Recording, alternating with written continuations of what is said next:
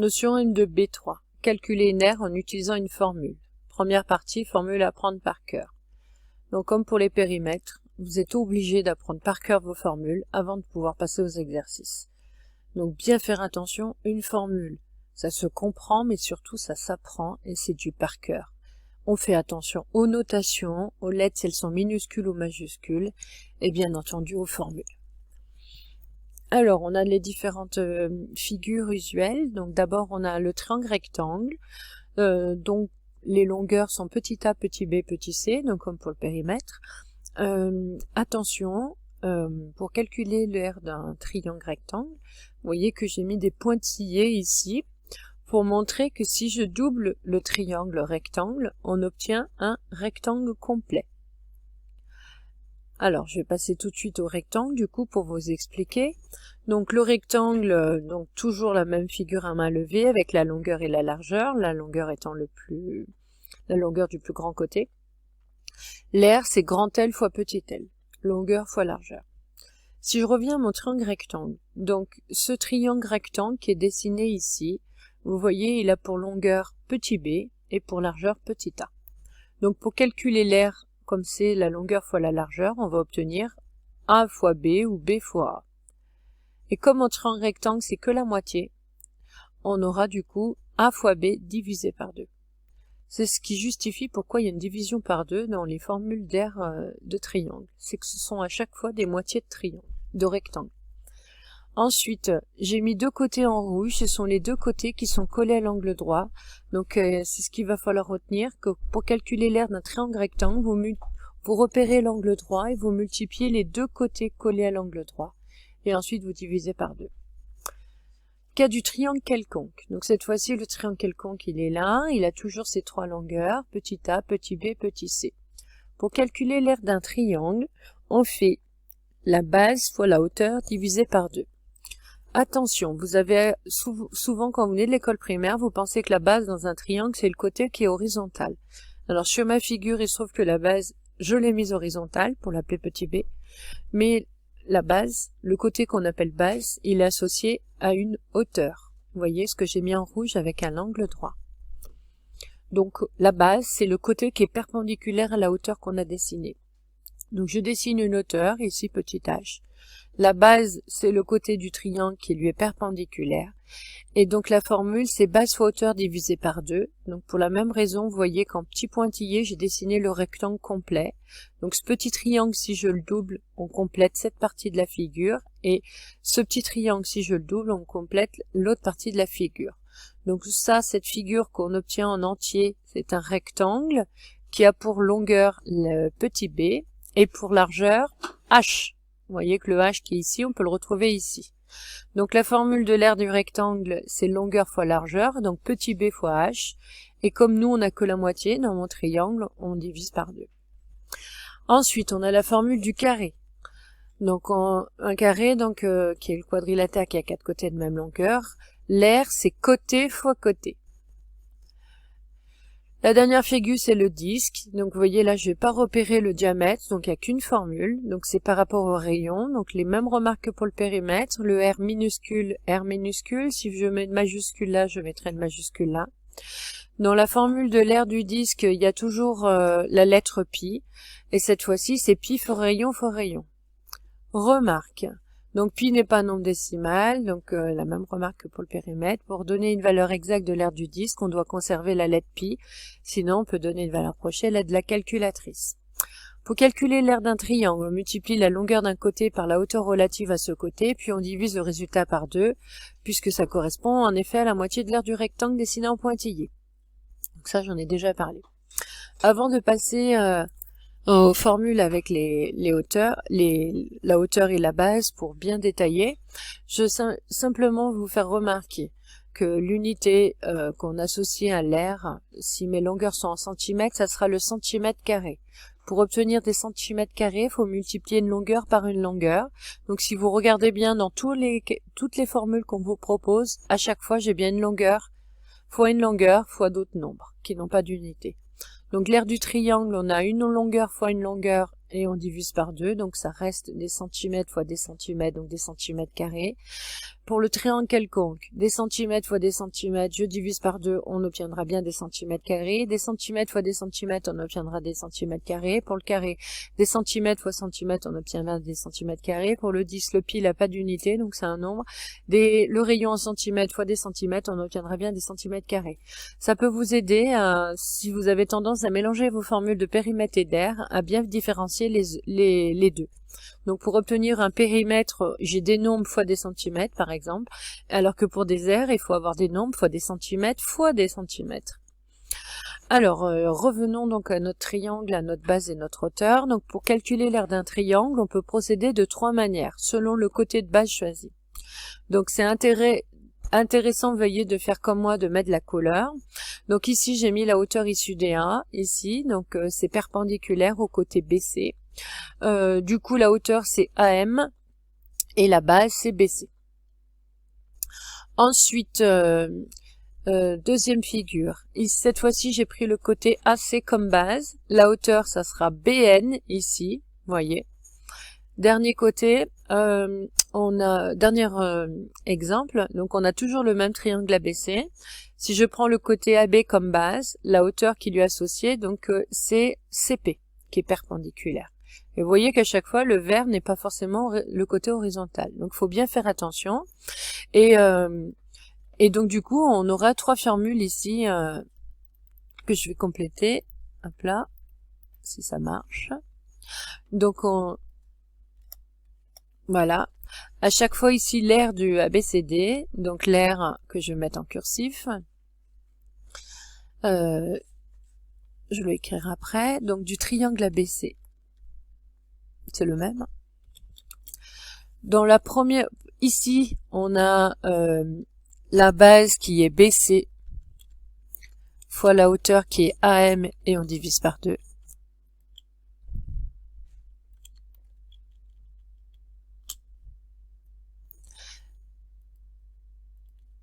Donc ça c'est pour le premier triangle. Deuxième triangle,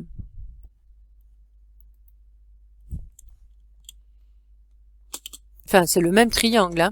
Mais si je change de base, du coup on a pris comme base AC, donc la hauteur qui va l'associer c'est BN, et je divise par 2. Donc vous voyez, ça serait une deuxième formule qui est différente de la première. Quand on remplacera par des mesures, on ne va pas obtenir les mêmes calculs, mais on obtiendra le même résultat final. Et dernier calcul, donc si je prends comme base le côté AB, je vais avoir la hauteur associée qui est PC, et je divise par 2. Donc d'où vraiment l'intérêt de bien mettre la hauteur et la base qui lui est associée avec des colleurs pour repérer quel côté on utilise. Donc en pratique dans les exercices, les hauteurs on vous en donnera qu'une, donc il n'y a pas le choix. Ce sera pas vous de décider quelle base vous choisissez, vous regarderez par rapport à quelle hauteur on me donne.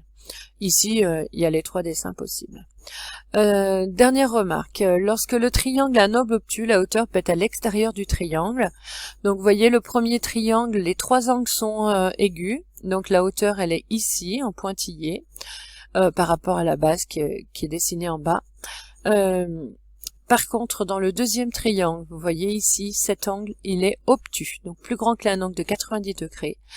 Si je prends toujours ce côté B comme base, la hauteur qui lui est associée est à l'extérieur du triangle. Donc là, bon, bien faire attention. Donc on a vu ça quand on a fait les distances d'un point à une droite. Alors maintenant, on va passer aux exemples d'application avec justement comment rédiger quand on doit calculer. Alors, première chose, il faut repérer quelle figure c'est. Donc le premier, on voit que c'est un carré, puisqu'il a 4 angles, c'est un quadrilatère qui a 4 angles droits, 4 côtés de même longueur. Donc je récite la formule, qui est C fois C.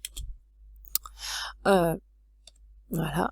Je remplace avec les lettres de la figure. Donc vous voyez, ceux qui ont bien travaillé sur le chapitre du périmètre, c'est les mêmes consignes de rédaction, donc ça ira tout seul. Pour les autres, il va falloir vraiment bosser ça.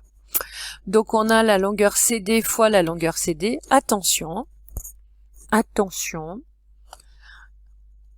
Petit c, c'est une notation pour côté. Je ne peux le remplacer que par la même chose. Ici, la longueur qu'on me donnait, elle était entre les points C et D, donc c'est la longueur CD. Si je remplace ici CD et que je mets par exemple un autre côté, par exemple AB. Quand je vais remplacer par les chiffres, ça ne change rien. Nous sommes d'accord, le carré a bien 4 côtés de même longueur. Par contre, au niveau du sens de ce que l'on fait, c'est très important de bien comprendre. La notation petit c, si je la remplace dessous, il faut absolument la remplacer par la même chose. C'est important pour tout ce que vous verrez au niveau du calcul littéral à partir de la 5e et surtout en 4e. Si vous commencez à remplacer une lettre par différentes choses, vous n'allez plus rien comprendre après en calcul littéral. Donc bien faire attention. La formule c'est côté fois côté, c'est la même lettre, donc je dois remplacer par la même longueur avec les mêmes lettres de la figure. Même si ça revient au même au niveau des chiffres et des calculs. Donc CD c'est 4,5, je remplace ensuite, je multiplie par 4,5. Alors, 2 chiffres fois 2 chiffres, là, il n'y aura pas le choix. Enfin, si, on pourrait poser, mais on peut utiliser la calculatrice. Et on obtient 20,25. Attention donc aux unités. Les longueurs étaient en centimètres pour le premier carré, donc l'air sera en centimètres carrés. Donc, il faut vous appliquer. Le petit 2, il est en exposant, ça veut dire qu'il est au-dessus de la ligne et plus petit. Si vous écrivez de la même taille, je vais l'écrire dessous par exemple. Si vous écrivez CM2, comme ça c'est la classe CM2 et encore, ça s'écrit même pas comme ça normalement, donc bien faire attention, cours moyen deuxième année, donc c'est quand vous étiez à l'école primaire l'année dernière, donc attention aux notations. Le centimètre carré, le 2, il doit être au-dessus de la ligne et plus petit. Donc il faut vous appliquer. Ensuite, dans la phrase réponse, donc c'est comme pour le périmètre, il me faut la nature de la figure, son nom et ensuite les unités. Alors ici, le nom, la nature, donc on l'a déterminé grâce à la figure à main levée aux définitions. Vous voyez que là, il faut connaître par cœur vos définitions de polygone, sinon vous ne saurez pas reconnaître quelle formule utiliser. Ensuite, le nom. Je vous rappelle que pour nommer un quadrilatère, il faut faire attention à l'ordre des lettres. Deux lettres collées dans le nom que vous lui donnez signifie qu'un côté est tracé entre ces deux lettres. Donc ici, je peux l'appeler tout simplement ABCD. Donc, on écrit l'aire du carré ABCD est de 20,25 cm². Deuxième figure, donc là on a ce triangle là, il est rectangle, donc la formule c'est petit a fois petit b divisé par 2. Alors dans la formule on avait mis et on avait dit que petit a et le petit b étaient en rouge et que le petit a et le petit b c'était les deux côtés qui étaient collés à l'angle droit. Donc là on va repasser tout de suite en couleur les deux côtés qu'on a besoin. Donc je repère l'angle droit et il est avec ce côté-là qu'on va mettre en rouge. Donc je vais augmenter un peu la taille pour qu'on voit mieux. Et l'autre côté, il est là. Puisque si vous remplacez mal, si vous remplacez pas par les bonnes mesures et les bons côtés, tout votre calcul sera faux. Donc je repère l'angle droit, comme c'est un triangle rectangle. Je repère en rouge les deux côtés collés à l'angle droit, c'est le petit a et le petit b. Donc ensuite, quand je remplace, les deux côtés collés à l'angle droit, c'est EF et FG, que je divise par 2. Donc ceux-là, je peux les remettre en rouge pour bien visualiser.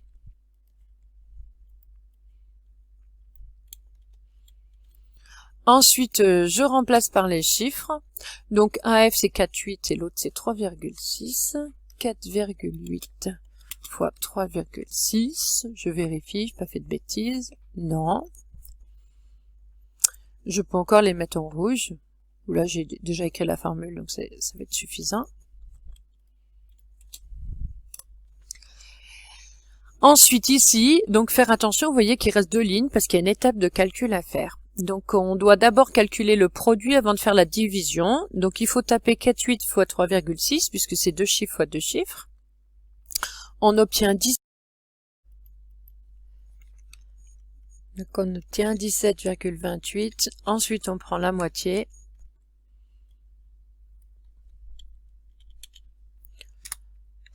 Voilà. Et on obtient 8,64. Alors, je regarde les unités. Sur ma figure, les unités étaient toutes en centimètres, donc j'obtiens bien des centimètres carrés. Je reviens à ma phrase réponse. Donc, la nature, c'est un triangle rectangle en F, et son nom, c'est EFG. L'aire du triangle rectangle EFG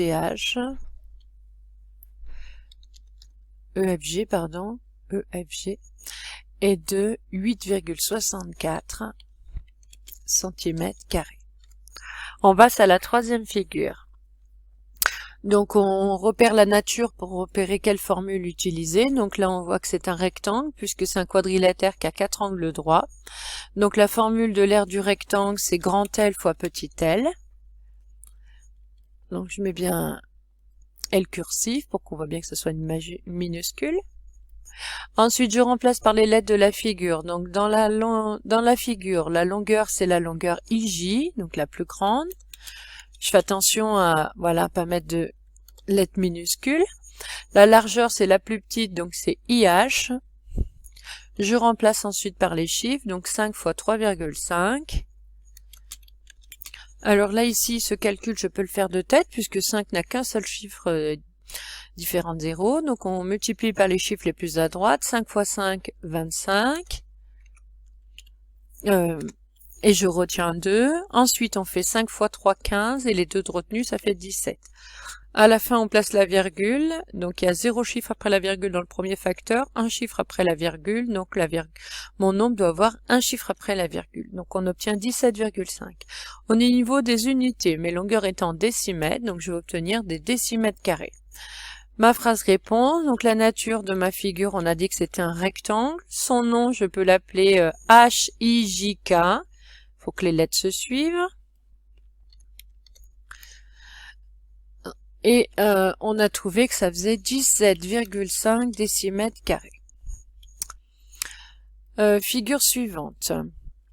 Ici, donc nous avons donc la figure, c'est le triangle TRI. Vous voyez que c'est un triangle qui est quelconque, donc bien faire attention, c'est TRI dont on veut l'aire. Donc la formule de l'aire d'un triangle, c'est base fois hauteur divisé par 2. Base fois B fois H divisé par 2. La base, on a dit qu'on la mettait en vert. Et la hauteur en rouge. Donc maintenant, je vais repérer sur ma figure qui est la base et la hauteur. Donc je vous rappelle que ça c'est de la méthodologie, donc c'est obligatoire ici pour pas se tromper. Donc je repère une hauteur. La hauteur c'est là où il y a l'angle droit, donc le côté RH. Donc bien faire attention, c'est RH la hauteur. Donc je la mets en... La hauteur elle est en rouge. Voilà. Elle est ici. Donc la base, c'est le côté du triangle TRI qui est perpendiculaire à RH. Donc le côté, c'est TI. Vous voyez, donc il n'est pas horizontal du tout. Donc je mets bien les couleurs, parce que je répète, il suffit pas d'avoir la bonne formule. Si vous remplissez ensuite par des mauvaises longueurs, eh ben tout sera faux. Voilà, la hauteur, la base, elle est là. Donc maintenant, je remplace par les lettres de la figure. Donc on a dit que la base, c'était la longueur TI. La hauteur, c'était RH. Je remets les couleurs. Donc là, on a dit que c'était en rouge et que la base était en vert. Donc je répète, la méthodologie, elle sert à ne pas se tromper dans les côtés quand vous remplacez. Sinon, tout est faux. Maintenant, je remplace par les longueurs qu'on me donne. Donc TI, je lis sur la figure que ça fait 8,4 et le RH fait 4,8. Donc 2 chiffres fois 2 chiffres, il faudrait que je prenne ma calculatrice. Je vous rappelle qu'on doit d'abord calculer que le numérateur, donc le produit d'abord avant d'effectuer la division. Donc 8,4 fois 4,8, on obtient 40,32. Et là maintenant je prends la moitié. Donc là c'est une moitié qui est facile à calculer. Hein. Je prends la moitié de 40 et de 32, on obtient 20,16. Mes unités. Donc dans mon triangle, on voit que c'était des centimètres. Toutes les longueurs étaient en centimètres, donc je vais obtenir une aire en centimètres carrés. Ensuite, l'aire, la nature. On a dit que c'était un triangle, donc il est quelconque, donc on n'a pas besoin de dire qu'il est quelconque. On précise pas. Il s'appelle tri. Et on a trouvé que ça fait 20,16 centimètres carrés. On passe à la figure suivante, donc là on voit que c'est un disque et qu'on me donne le diamètre. Alors là le problème c'est que la formule du disque c'est pi fois rayon fois rayon. Donc vous voyez que comme la formule est liée au rayon et qu'on me donne que le diamètre, j'ai le droit d'utiliser que le 6 sur la figure, donc il y a un calcul à faire qui est le calcul du rayon. Donc ça c'est on revient sur le chapitre du cercle hein, qu'on a déjà vu. Donc le rayon c'est la moitié du diamètre, donc il faut l'écrire, il faut le justifier. Donc on fait la moitié de 6, on trouve 3 cm et on écrit notre phrase réponse. Maintenant je peux utiliser la formule qui me dit que c'est pi fois rayon fois rayon.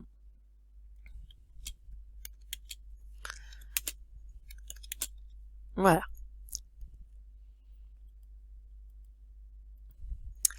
Ensuite, je remplace...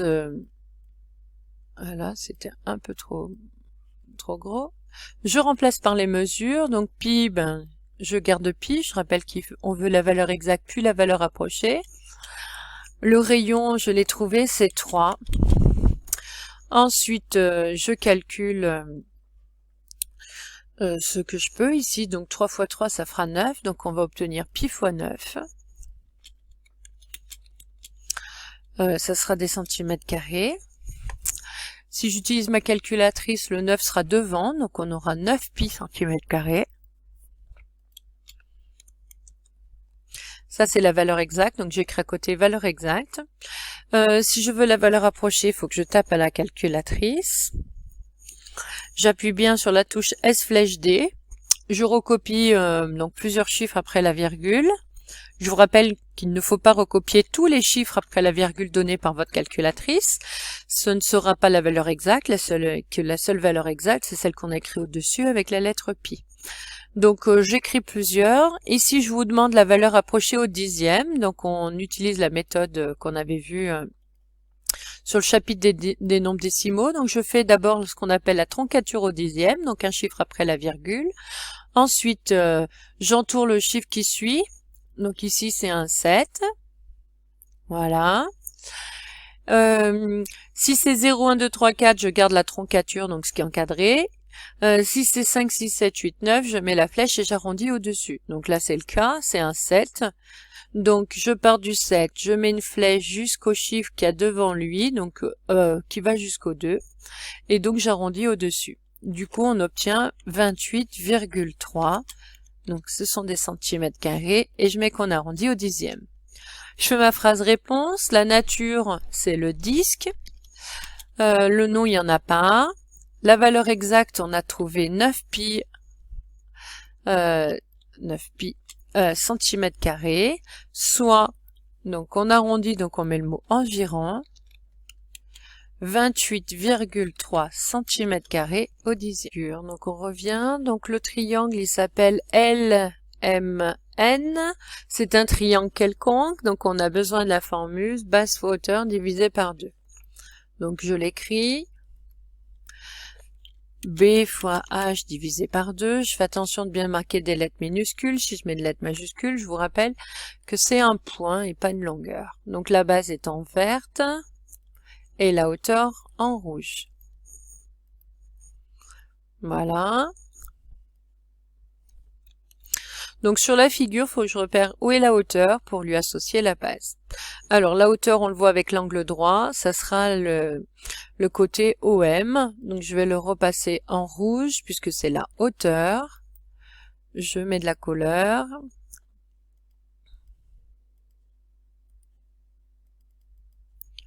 Voilà. Maintenant la base, c'est le côté du triangle MN qui est perpendiculaire à OM. Donc c'est le côté LN. Et donc là, je le mets pareil. Je le repasse en couleur.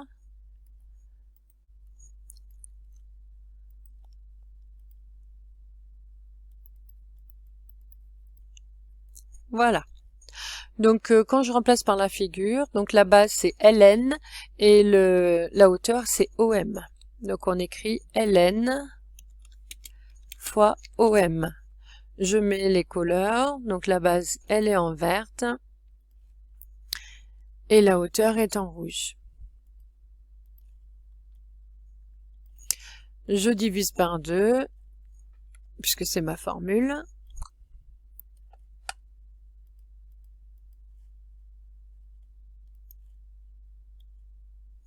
Ensuite, je n'ai plus qu'à remplacer par les chiffres. Donc LN c'est 3,5 et OM c'est 2. Donc 3,5 fois 2, le tout divisé par 2. Alors là, on est dans le cas où on ne va pas calculer la multiplication tout de suite, donc on regarde bien pourquoi. Je ne vais pas faire double de 3,5 pour ensuite rediviser par 2. Prendre le double, puis diviser par 2, bah, ça revient à simplement garder le 3,5, tout simplement. Donc là, c'est un cas particulier où